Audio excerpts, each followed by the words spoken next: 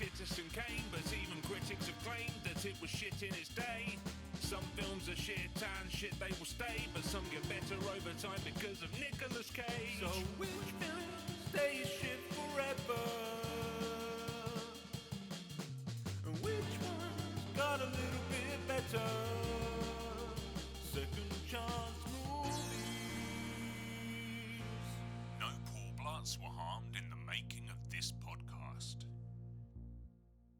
Welcome to Second Chance Movies, the podcast where we rewatch movies and decide if they deserve a second chance. I'm Joe Harper, your host who loves rewatching movies and loves his collection of action figures. And I'm Jessica Quaz, your host who's a one and done kind of movie viewer who does not like NCIS. I'm sorry to Chris O'Donnell. And today we are giving a second chance to Batman and Robin. Yes. Yes.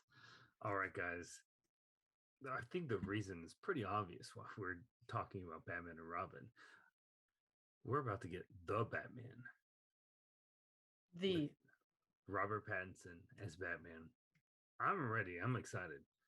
And I think the best way we knew how to get in the Batman spirit was watch what some say is the worst Batman and Robin. I am so pumped to talk about this movie just because it is so infamous for so many different reasons. A lot of intense feelings about this movie. It's just like this is a prime second chance movie, and I'm so pumped to talk about it. All right. So, big spoiler alert. We're going to be breaking this movie down, probably giving away key details. So, it's been almost 30 years since this was created. Wow. If you haven't seen it by now, I don't know what to tell you now. Sorry, we're going to talk about it. And for those of you who either are not familiar with Batman and Robin or haven't seen it in a while, I would love to read IMDb's synopsis for you. Batman and Robin try to keep their relationship together. This is already making me break. What? This is not how I would describe this movie. No. Batman and Robin try to keep their relationship together. I'll never get through this.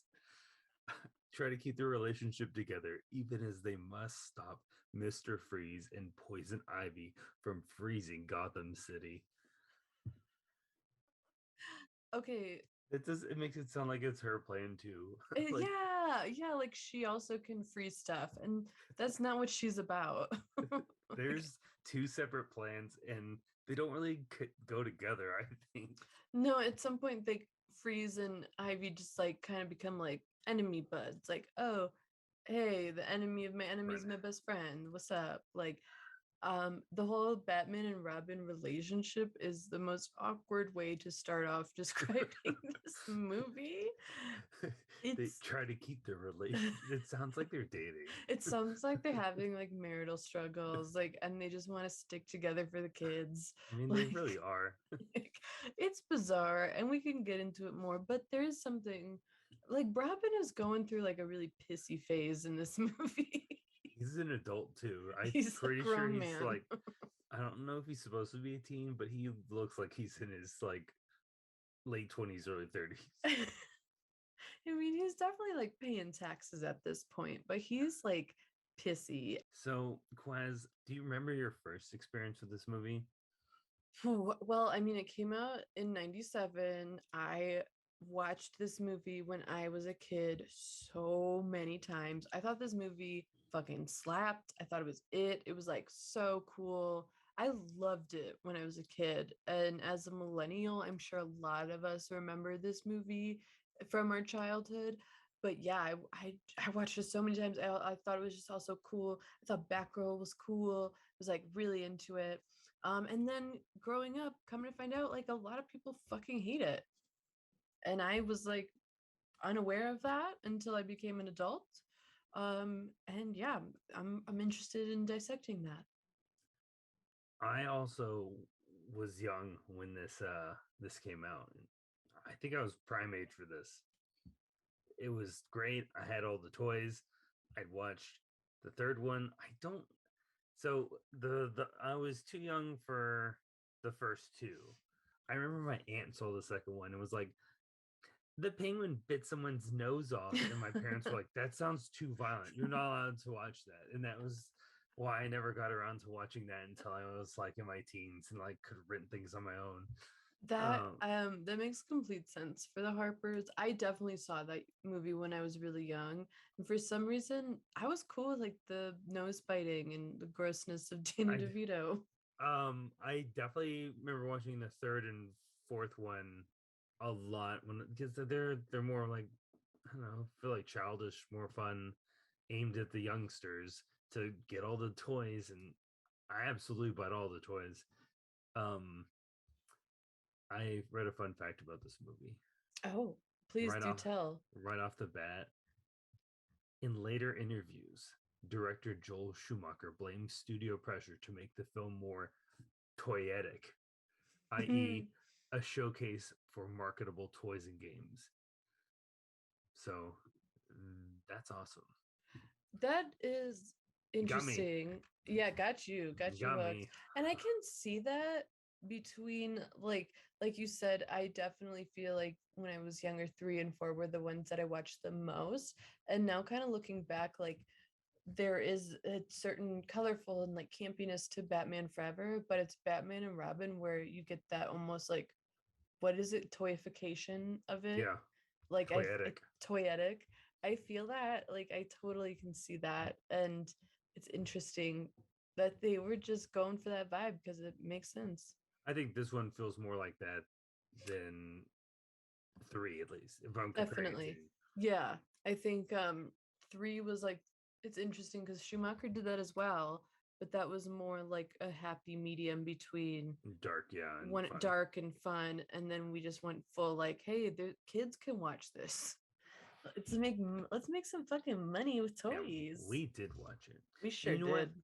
Other people watched it too. And let's hear what they had to think of. Let's line it up with those positive reviews. All right, let's get happy. Yes. Luke Y. Thompson with lytrules.com wrote, I don't know anyone who will admit to liking Batman and Robin except me. Good for you, Luke. Live your truth. There's dozens of us. Yeah. There's like 11 of us that like it. But Luke, good for you for being honest. Jeff Miller of the Houston Chronicle. If you like him busy, this is the sequel for you. I mean, yeah, there's a lot going on in this movie. Multiple things, multiple scenes, multiple, just a lot flashing in front of your face. Again, it's not boring. That's one thing for sure we can say. It ain't boring. Robert Rotten of Laramie Movie Scope. It is a great film to look at. The movie in-jokes are quite good too. Okay, you know what? Robert is so fucking correct here. He's absolutely on it. The like watching it now as an adult, I am blown away by these massive colorful sets with like all these quirky props and pieces and set dressing. It's so cool to just like visually watch. It's fucking awesome. And I will also say that the in jokes are quite good. There are so many jokes and puns about ice and freezing and cold to the point where I'm like, how does a brain think of this many ice things? Like, I am in awe of these jokes. I mean, they're not good. I was happy with the sheer quantity of them, Okay, more so than the like, quality. because some do not fit. Like they force it in there. Like what killed the dinosaurs? The Ice Age. Mr. Freeze says 27 ice puns throughout the movie. See, that number is, to me, that's impressive.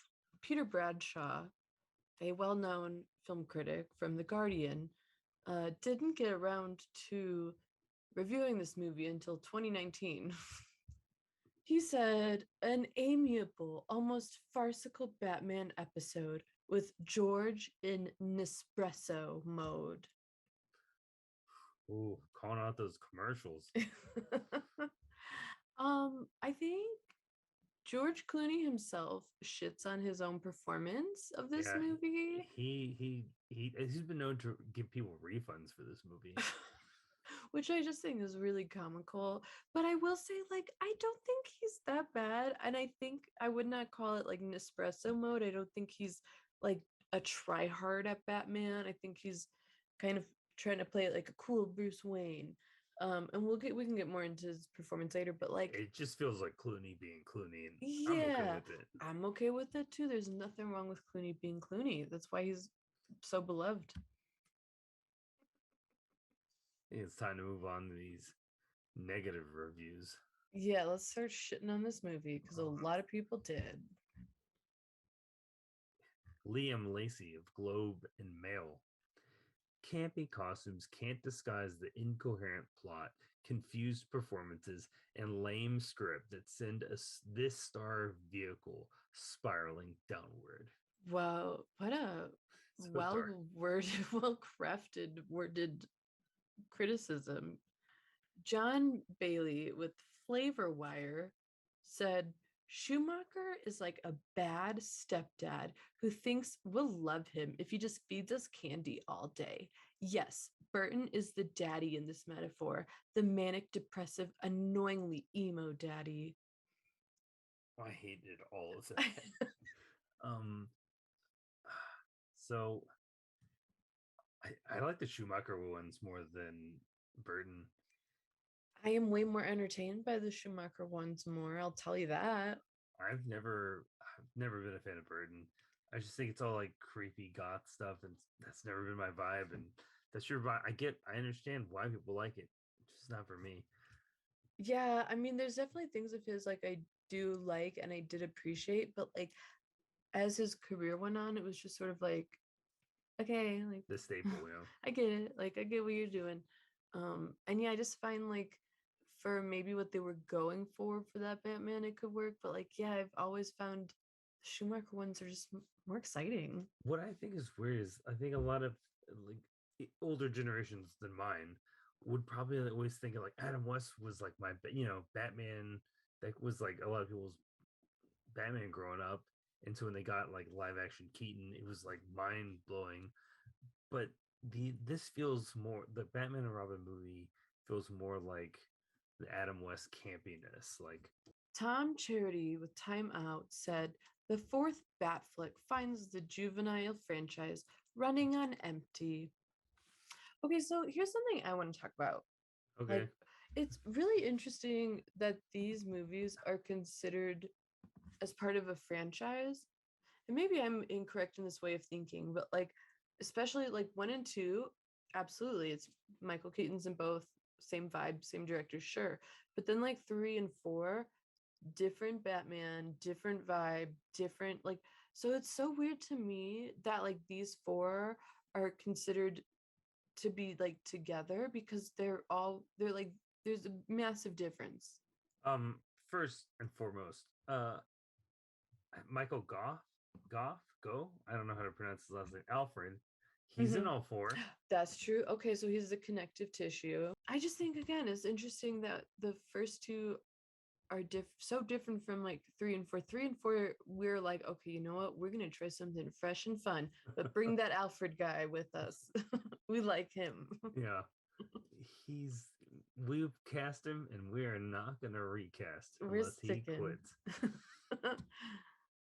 You got any more? All right, I sure do. Oh, good. I like that smile. That must mean some good news. It means America and Hollywood's sassiest bitch, Roger Ebert, no surprise, did not like Batman and Robin. Roger Ebert from the Chicago Sun-Times wrote, wonderful to look at and has nothing authentic at its core. Oh, I don't know. They tried to have some authentic feelings of like, you know, family. Yeah, I think like the Robin whining was attempt at Trust like love and stuff. or to trust. Yeah, Trust. And with like Alfred's just like randomly dying, like they tried to make that feel hard. I have a disease that no one else knows about. Uh, And I do the first part of the review fully agree with. It is wonderful to look at. Beautiful. I want to hear about what you thought. Oh man, I thought so much. Okay, Thought so so much. I don't know where to start. where does this rank on your Batman movies? Just the first four, because this is the quadrilogy. This answer might be insane to some people, and I don't give a shit. But if we're going off our quadrilogy, number one is Batman and Robin. Okay, Number two is Batman Forever. yeah, Number okay. three is that the second Batman with Catwoman. Batman Returns. again. Batman Returns, and then the fourth is Batman. I have the exact same list, except just for differences. I'm gonna switch. I like three. I just like Jim Carrey as the Riddler and Tommy Lee Great. Jones as Two Face. Yeah. I like their pairing. They're fun. Yeah. I think for me, what it is that just the nostalgia of four. Like I just Uh-huh. watched it so many times as a kid and loved it. So I think that's why. And three was similar, but there was something about I four that I I like think loved it more. four holds up best as the rewatch, just Yeah. because it's fun. I feel like if it's dark and moody, it's not as fun as a rewatch. And take it from me, I rewatch everything. It's much more fun if they're just being goofy and you just get to enjoy the same fun. As someone who never rewatches shit, when we decided to do this movie, I was like, oh my God, I haven't seen any of those four in forever. I'm going to watch all of them. Oh, I could not because two of them were boring as hell. Sorry about it. So I would agree I that this one is just the most fun to rewatch. I like two though. Two is like my favorite growing up because I was trying like dark stuff. Is it Like, dark, ooh. I like DeVito as the penguin, and Yeah. I liked Michelle Pfeiffer in her little outfit. Okay. Well, I like Michelle Pfeiffer too, but Gross, Joe. gross. I think two is great though because but honestly, it's because of those two. So on that note, I want to talk about our villains, and I Yeah. want to just start big, and I want to talk about Mr. Freeze. Okay, so one thing that I really, really, really like is that we meet Mr. Freeze immediately, like 4 minutes in, and we're with him, and there's no like fucking like 4 minutes in, he's fucking up a museum, he's getting everything ice cold, like we don't get a backstory or like what his deal was before this. We wait for that moment. Like first time we see him is the first time Batman sees him, and he's like in it and the action just starts, and I just really like that. I kind of miss that because nowadays it's like we have a whole sort of like Joker-esque origin of like what was our villain like, and it's like I don't fucking care, let's just get going, and I like that. I also just like the commitment that Arnold has to Mr. Freeze. Yeah, I don't know why anyone dislikes Arnold as Freeze. He's like, again, I think I already mentioned he's got the one-liners from the action movies. It makes sense that he's doing all these the puns are really stupid, but like there's just something about Arnold saying them just makes me smile just hearing them. I also think he has the look to be this kind of big, weird, monstrous villain. So Yeah. I think it But works also well. the villain that's not really evil, he's just like I don't even think he's like misguided because his goal is to save his wife from dying. Yeah. And at all costs, just all he's doing is collecting diamonds. He's really not hurting people. I think so too. I think actually Mr. Freeze has like a really interesting story and arc throughout this movie where, like you said, he's just trying, he has his wife preserved and he's trying to save her. And in the end, he kind of realizes like, oh shit, this might not be like the best course of action. Whoopsie doopsie. And him and Bruce Wayne have like a convo, and Bruce is like, hey, dude, like you gotta go to jail, but we'll still let you like work on this science, and maybe there's hope still. And he's like, okay, oh, also here's my shit. You can save Alfred's life with these little vials. I really like that moment. I did too. I But really he's liked just it. like, hey, I helped like I saved your wife. You we're gonna send you to prison, but the prison's also gonna have a really nice science facility for you so you can keep working and saving her. and curing more people because like you're a good scientist and you're not that bad. You're just kind of nuts today. I like that. I don't know. He like redeemed himself, but also didn't get off the hook and still hope for his wife. I think that's what's interesting about Batman and Robin is that both of our villains have good intentions. They're just, maybe not executing the plan great. Cause like I mean, especially nowadays, Poison Ivy's mission fucking holds up. Like humans are actually destroying the plants, and the plants are what's gonna help Earth. And she just wants those plants to thrive, baby. Yeah, planet's overheating. Yeah. Might need that Mr. Freeze soon. Yeah. You know what? I think the team up makes sense for humanity. So okay, so I have a question for you. Yeah, You are more knowledgeable about Batman than I am. So I'll agree with that. so I'm curious, um, one, who are some of your favorite Batman villains? And two, which of those villains would you want to see have like a campy version of, like a Schumacher take on? Ooh, I think one of my favorite Batman villains um would it be either Two Face or Bane. I like them. I mean, I like a lot of his villains. I like more so like his not the top tier, like second rung or so. Who do I want to see as like a campy version? Yeah. Out of the ones we've seen, I'd like to see a campy Penguin rather than a campy Joker or Catwoman. But also, I want to see a dark version. I don't want to see a campy version of the ventriloquist. Okay. They got the puppet as a toy man. I just think that's a fun idea.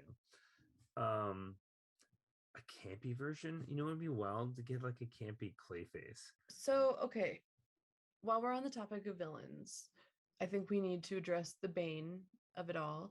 So, what's interesting for me and my journey is that I, as a non Batman fan, when I was younger watching this movie, I didn't even register that that was Bane. I did not know who Bane was, no idea.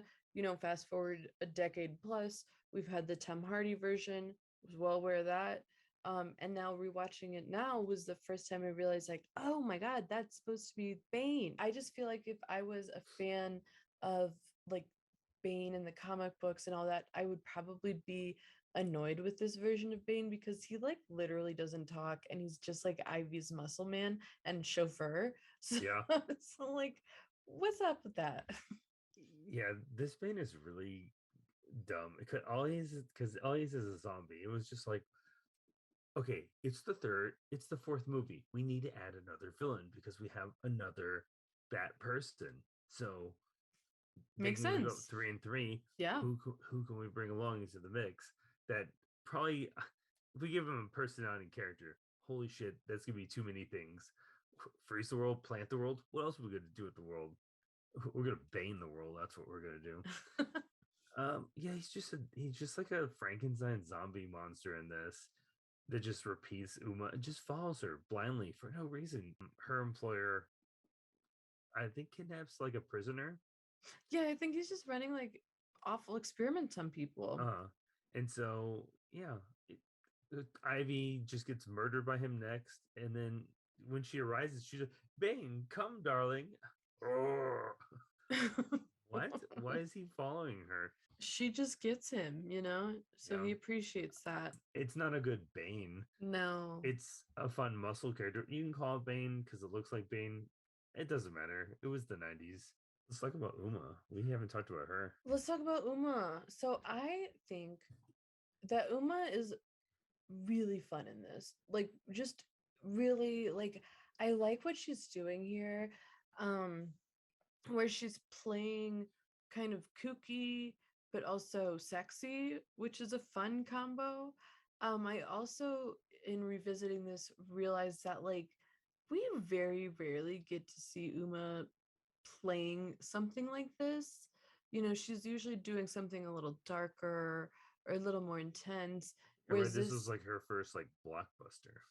which is interesting because she's been in very iconic movies, but like this is a big budget, like yeah, blockbuster Yeah. kind of thing. So it does feel like an extremely different role for her, and it's awesome like watching her in this. Like especially when she goes like full blown Ivy.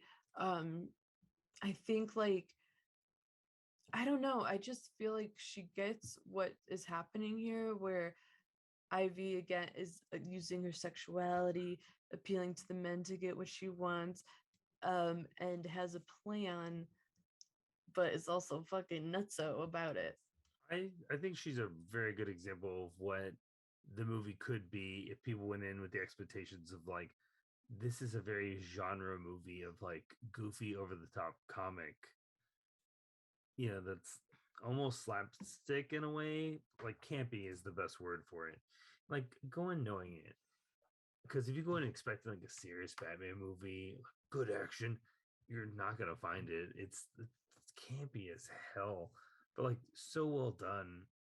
I think she does a really good job of like over the top performances. Ivy. I like watching the very brief version we have of her before she turns to Poison Ivy, just like this kind of crazy, like paranoid scientist who's like super fucking anxious. I would love to see Uma in more like campy and fun things because I think she really did get like the tone of what we were going for these villains, just like weird in a good way. I don't know. I just like it. The villains killing it. Killing it. What about our heroes? I need to take this segue, okay? Because it's up, it's here. I need to grab it. One of the most awkward and uncomfortable things about this movie is watching Chris O'Donnell as Robin be like really into Poison Ivy. Okay. It's so weird. Like it's very weird in 2022. It's very weird in 2022, yeah, because when I was young I didn't think much of it, but now it's like, dude, you don't even know her. Like you literally don't know this woman. It's I don't want to like speak on his behalf and support him, but like she did poison him with the idea. Okay, so yeah. Yeah. That's true. But we can I will not stop at all. He is a horn dog about meeting Batgirl right off the bat. Right away. It's like Alfred's granddaughter or niece or whatever the fuck. Grand niece. I don't know. She's related to Alfred. And even then he's like, all right, hey. It's like, dude, focus on your job. You have work to do.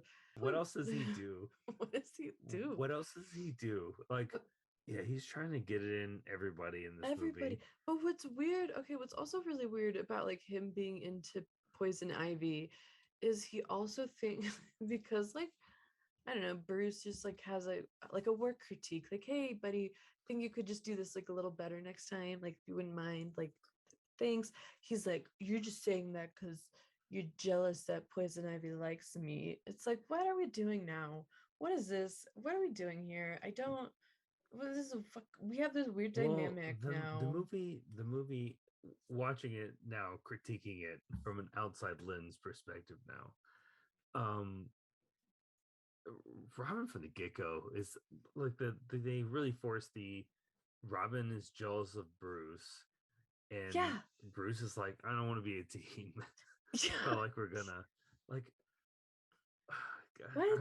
I feel like you both like didn't we establish this in the last movie that like you gotta I'm here, I'm gonna help you. I know about it and I want to help. You're both fighting crime and saving lives.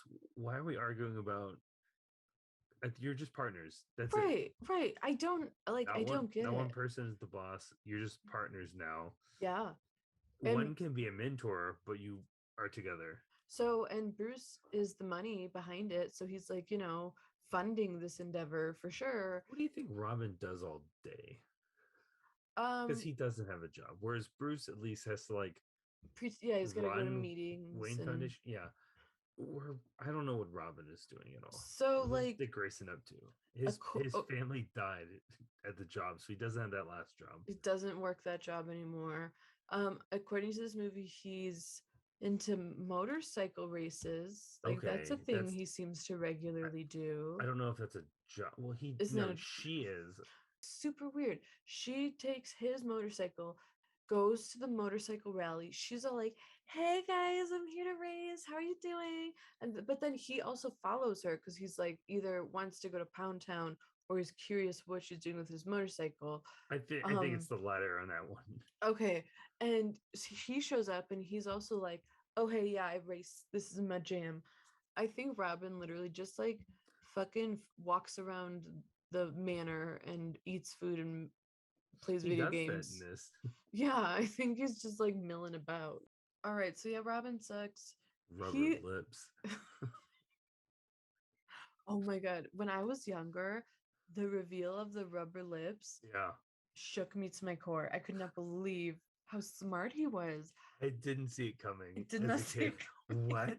Whoa. Oh no, she's kissing him. Ah, that's awesome and terrible at the same time. Was like I had so many questions about rubber lips and like how do they work. I used to think like rubber lips were just a thing people had a lot of access to. I was so like enamored by this idea that he played her. So how do we feel about the addition of Batgirl and Alicia Silverstone? Oh, I'm on the fence if I like it or not. Oh, okay. She's essentially a parrot in the last act. Everything that Dick says, Robin says, she immediately says it in a cocky, like, yeah, I'm a girl. And like half of the time I'm like, hell yeah, I'll accept this here. And the other time I'm like, oh guys, we're really forcing this down everyone's throat. And we got it. We were on board. You're making it seem like we shouldn't like this. Yeah, it's weird. I got you. I got you. Oh my god. I like that moment. Yeah, okay. I That's got you. fine. But then I think there was another one where Batman's like, who knows how to work the computers? I got it. No, I got it. Like, I was like, okay, she needs to stop doing this. Like, just let her be a part of the team. We don't need her to prove anything. We like her. It's fine. I'm part of the family. I'm part of the family. Why are you doing this? I wish we had more of her as Batgirl in this. I get like the excitement of having it in like the final battle scene, like, oh hey guys, I'm here to help. But I really do like Alicia Silverstone as Batgirl, and I want her in it more. One part that just gets me, got me so hard. When Batman is like, "Who are you, Bruce? It's me." Like, how did you not know? It's clearly her. It's just like her like eyebrows are covered, Bruce. Like, same hair. This girl's been living in your house for weeks. Like, not that side of the manor, you know. It's so big. Oh my! Like, it's me. It's me. I'm Batgirl. Barbara. Duh. Also, like, okay, I also don't really love the fact that like Alfred just like randomly had like this plan for his great niece granddaughter. No, he doesn't have a plan for the niece granddaughter. She shows up unannounced. Well, okay. He has a plan for his brother. Oh, If Alfred dies, his brother needs a disc that contains all the secrets of Batman, because if Alfred dies, he just assumes his brother will like stop what he's doing. You know what, man? It's taken me years to finally make this Italian restaurant. So much blood, sweat, and tears went into making my own business, and I'm making Oh, what's this? My dead brother needs me to help be a butler. I'm in. Dreams abandoned. I need a butler. Okay, it took me from 1997 till right now to understand why Alfred desperately needed to get in touch with his brother. Yeah. Never cared about that, never figured that out. Because he's many times talks to Alicia Silverstone is like, I need to get in touch with your uncle, like right now. But it's also dumb. It's like her uncle, his brother, like just call him. She's not related to that person. There's another whole why is everyone related? She shows up. Thank God, I don't have to get my brother to do this. Your family, I can trust you. And he couldn't trust her because the first chance he gets, she swipes it and tries to decode it. He's like, hey, I need to give this to my brother. And she's like, well, I need to sleuth the shit out of this. His password is Peg. I was laughing so hard. It's 3 letters. No one could crack that. Especially because the picture of her is right there with her name signed Peg. It takes Alicia a minute to figure it out. She types in a few things. Really and long she words. looks at Peg. I think it might be Peg. It's Boop, Peg. boop, boop. You know what? I like Batgirl's energy because she's like a nice, sweet girl and like loves her Uncle Alfred. And then at night she's like, you know what? I'm gonna be a bad girl and go out to the streets and motorcycle race. And I think she's just got a rad complexity to her, and I'm into it. How do we feel about George Clooney? How does he rank up with your other Batmans? Oh man. So, oh man, my other Batmans, it's slim pickings out here for the Batmans. I'm sorry. Really? I think to me the villains are the most compelling part of the Batmans. So Batman could be just anyone. it could really be anyone. And hey, guess what? It is. We've had so many fucking Batmans. I also think Michael Keaton is a weird choice for Batman. I looking always back, see him as yeah. like lovable and fun. It was like a good buddy and stuff. Yeah. I don't see him as like someone intimidating. No, I not would until we agree. get to like Vulture. Holy hell, that's intimidating as hell. Yeah, I agree. I don't think he's that intimidating as a Batman. I know people love him as Batman, and I think it's just because he's Michael Keaton and we all love him, maybe. Val Kilmer, sorry, Batman's not it for him. Um, and then Christian Bale, yeah, of course, great. I know you like Batflick. I am indifferent. So honestly, Clooney's kind of up there. Like, Yeah, Clooney's. I think it might be a tie with my favorite, like Bruce. so yeah, you were saying something interesting the other day. You were saying that you like Clooney as Bruce Wayne specifically. Yeah, And I I agree with like that. because I think he already had like again, it's a lot of like his like public persona, but I think that might have stemmed more so after this movie. But he was always like Mr. Bachelor and like rich, good-looking guy. I think it's just I think it's just because he's just like the incredibly handsome looking guy. He pulls this off really well. He's like a gravitas to his voice is just like cool. He's like that cool, collected, like whatever. I'll go with the flow, but I'm in control of everything that's happening. I think he pulls off a good Bruce. It almost doesn't matter who's under the cape, at least in the Batman Forever and Batman and Robin, because all it is just like campy and goofy. Doesn't really matter who's a Batman, or because he doesn't really change much when he does that. But I at least think Clooney really pulls off Bruce well, despite what Clooney thinks. I agree. I think you're totally right. I think that Clooney has this charm and the way he carries himself that works for being this like, yeah, super mega rich, like, but very charming playboy kind of guy. And I just think he is a really smart, good choice for Bruce Wayne. I could Like he would see, use all his rich monies for good rather than evil, yeah, yeah, and like his helping the us get nice, delicious coffee. and thank you, thank you for those quick Nespresso shots, Bruce. And I think too, like the Clooney charm is, I don't know, he plays Bruce in a way where it's like you can tell that like a lot of it of the Bruce is a front, and there's really depth to Bruce, but he can't show that because he can't be vulnerable because he's Batman. So you know what, Clooney, shut your mouth. You did a decent job here. You're Yeah. wrong, Clooney. I know you're listening. Say say hi to Alma for me and shut your mouth. You did fine. But yeah, I think honestly, Clooney gets so much shit for this movie, and he gives it to himself as well. And I fully like just don't agree with it at all. I know I said this before in the when we were reading the reviews, but I just want to take a moment again to just like really give credit where credit is due, and that is the set design and the visuals, all the costumes, everything looks so fucking fun and cool. And it's very colorful. Every place feels unique. Like where Freeze is at feels so distinct to where like Ivy's at versus like the manor. And I really like that. There's so many different like places we get that just looks so specific. So yeah, I think the visual department, the costumes, the sets, all of that was wonderful.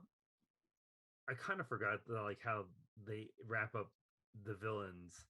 I forgot about that.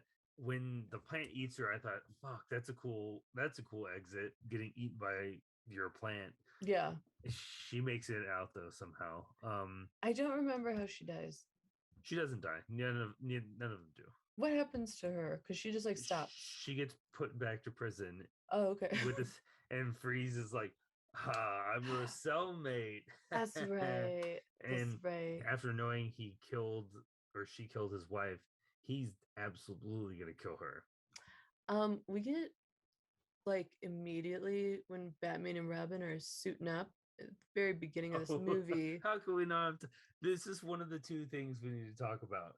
We get two tight ass shots. Like boom, they are sculpted to the gods. I like the concept of these edits. We've got this is the suit, this is my weapon, this is the other weapon, I've got this is my shoe. Like, I like the idea. I think adding nipples to a bat suit and focusing heavily on that, the butts and the crotches are just like, I don't know if they were trying to like be like, it's his butt, or his crotch, his ding dong's there. Like, were we as kids supposed to laugh at that? Were adults be like, oh hell yeah, Batman's ass looks tight? I think it was honestly like, hey, Clooney's a babe and Chris O'Donnell, some people find hot. So let's just lean into that real quick, Because like it's so unnecessary. You're right. I like the sequence. It's very like campy. It feels like, old school Batman, like suit up. But then it's like ass, nips, crotch. And it's like, whoa. I would love to know the decision behind nipples on the batsuit and then choosing those shots. I don't think we'll ever know, but I want to know. Nipples themselves are really weird. Weird. They're here to stay, guys. I don't know. They don't need to be on a suit. I don't. It's so weird. Such an unnecessary thing to have. And so many people had to like confirm that costume look. Like it has to be passed on by so many people. So many people were like, yeah, I see no issue. The other thing people make fun of a lot in this movie is the Bat credit card, which is really stupid. Let's break down the logic of this. Because yes, please. When they have a super hilarious joke like the Bat credit card, I want to pick it apart logically. Okay. Like let's not call it stupid or dumb. Right. It's dumb, but like in a fun, silly, it's silly, campy way. I like that. But let's get in depth with this. Yes. Who's paying for that credit card? Is it the Wayne Foundation? Is it Bruce Wayne? Is it Batman? Does he have his own like, here's my ID? Is there like it's just his space in the cowl. It just says Batman. It's not a first or last name. Does like Batman have like an LLC that pays for this credit card? Because like, I mean, it can't be the Wayne Foundation. Otherwise, like, Batman's committing fraud and he's not about crimes. Is Bruce just so rich that he can create his own credit card and like have a credit system? He pays it himself. There's bank statements. They can easily track it. Follow the money. Any journalist in this town is the worst. It's like right there. Great way to explain how he gets everything. Yeah. That credit card is not a great explanation. Okay. But it's so fun. It's so silly. Wow. I just had like a galaxy brain moment. Yeah. Do you think that Christopher Nolan saw the Bat credit card and was like, I need to figure out the logistics of how this is going to work financially, and I need to put it in my movie. There will be no questions here. And yeah, I need to make sure that like we know how he Batmans, like how it's possible. Yeah, now that the credit card is Not just opened he up, starts off, I'm Batman. right? Because now, like the Batman credit card has opened up just like a world of possibilities and implications, and Nolan is like, I'm trying to do a realistic Batman, and for that we need to have the financials in order. World of possibilities, Quaz. You have the Bat credit card. What's the first thing you buy? I would take a vacation, like Hawaii, full resort included, all expenses paid for all my friends. Everyone can come to Hawaii. We're going to go to Hawaii, guys. Oh, good. I get a trip to Hawaii. Yeah, you'd get a trip too. Yeah. What would you do? I would immediately go to the closest Taco Bell and buy everything. Make me everything. That's a good one too. And I would eat like 3 burritos and throw everything else out. Joe, let's make this official. Do you think Batman and Robin deserves a second chance? Of course I do. It's always been fun. It's silly, goofy, campy. I always have fun watching this, even if it's making fun of it at minimum. Like, it's good. It's entertainment.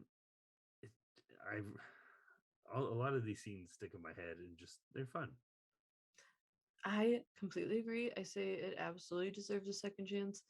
I think people are just like way too harsh on it and compare it to other Batman movies instead of just separating it from other Batman movies and realizing here's like just a different type of tone and vibe from it.